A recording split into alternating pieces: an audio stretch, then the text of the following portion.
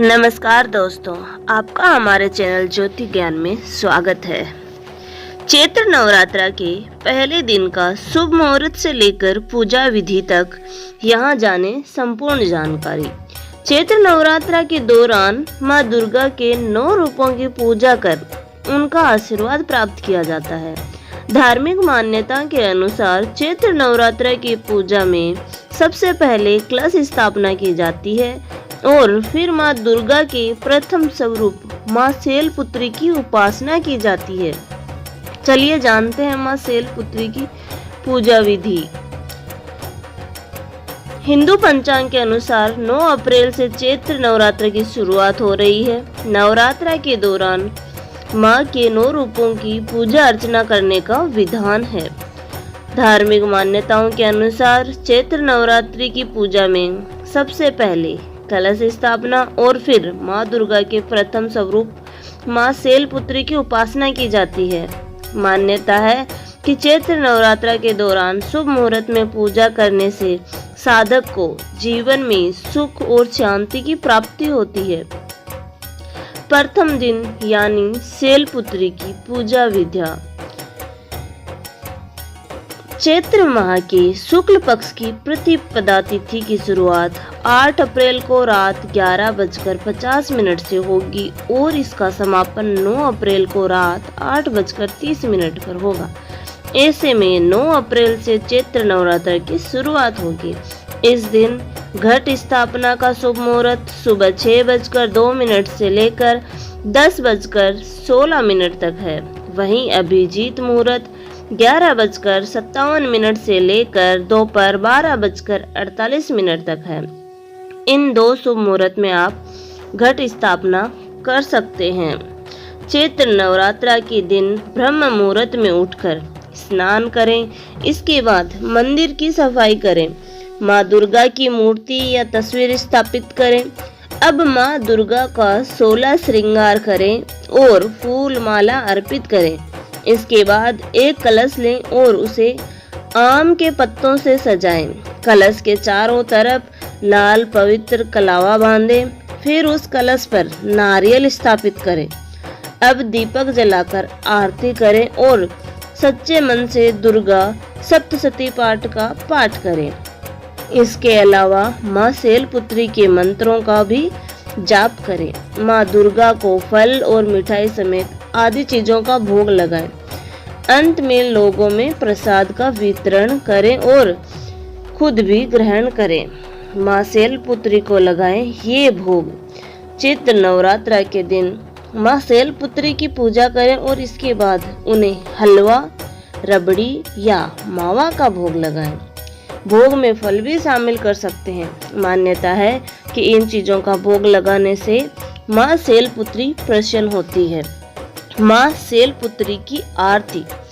शैलपुत्री माँ बेल पर सवार, शैलपुत्री माँ बेल पर सवार, करे देवता जय जयकार, करे देवता जय जयकार। शिव शंकर की प्रिय भवानी, शिव शंकर की प्रिय भवानी, तेरी महिमा किसी ने न जानी, तेरी महिमा किसी ने न जानी।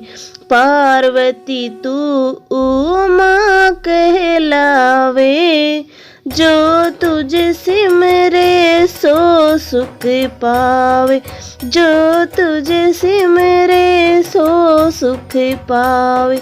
रिद्धि सिद्धि परवान करे तू, रिद्धि सिद्धि परवान करे तू, दया करे धन्यवान करे तू, दया करे धन्यवान करे तू। सोमवार को शिव संग प्यारी, सोमवार को शिव संग प्यारी, आरती तेरी जिसने उतारी सारी, उसकी सगरी आस पूजा दो।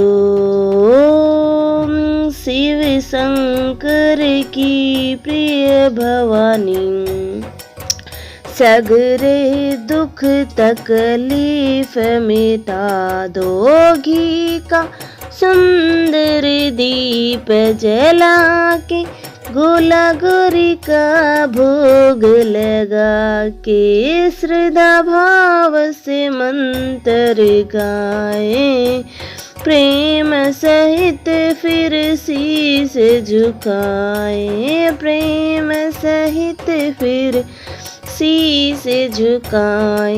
जय गिरिराज किशोरी अम्बे, जय गिरिराज किशोरी अम्बे, शिव मुख चंद्र चकोरी अम्बे, मनोकामना पूर्ण कर दो, भक्त सदा सुख संपत्ति भर दो, भक्त सदा सुख संपत्ति भर दो। जय मां शैलपुत्री की, जय माता दी, जय मां शैलपुत्री की, जय माता दी। ऐसा है मां शैलपुत्री का स्वरूप। माता शैलपुत्री का स्वरूप बेहद शांत और सरल है। माता के एक हाथ में त्रिशूल और दूसरे में कमल शोभा दे रहा है। माँ अपने नंदी नामक बैल पर सवार होकर संपूर्ण हिमालय पर विराजमान है। इसीलिए माता शैलपुत्री को वर्षो रूढ़ा और उमा के नाम से भी जाना जाता है। यह वृषभ वाहन शिवा का ही स्वरूप है और शैलपुत्री समस्त वन्य जीव जंतुओं की रक्षक भी है। माता शैलपुत्री ने घोर तपस्या करके ही भगवान शिव को प्रसन्न किया था। शैलपुत्री के अधीन वे समस्त भक्तगण आते हैं जो साधना, तप और अनुष्ठान के लिए पर्वतराज हिमालय की शरण लेते हैं। माँ अपने भक्तों की हमेशा मनोकामना पूरी करती है और साधक का मूलाधार चक्र जागृत होने में सहायता मिलती है। माता शैलपुत्री की कथा। माता शैलपुत्री से जुड़ी एक कहानी का यहाँ वर्णन करने जा रही हूँ।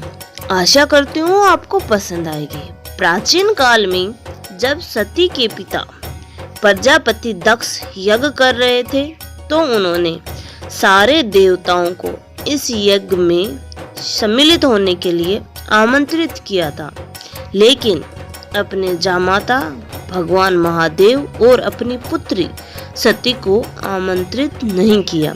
लेकिन सती की अपने पति के यज्ञ में जाने की बहुत इच्छा थी।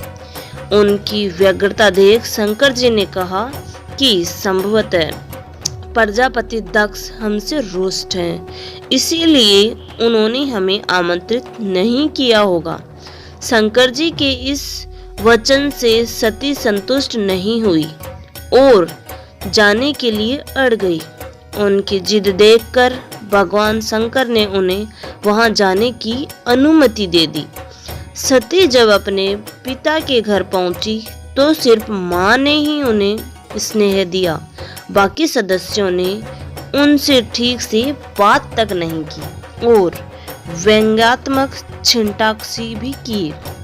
दक्ष ने भी शंकर के प्रति कुछ बातें कही जो सती को उचित नहीं लगी।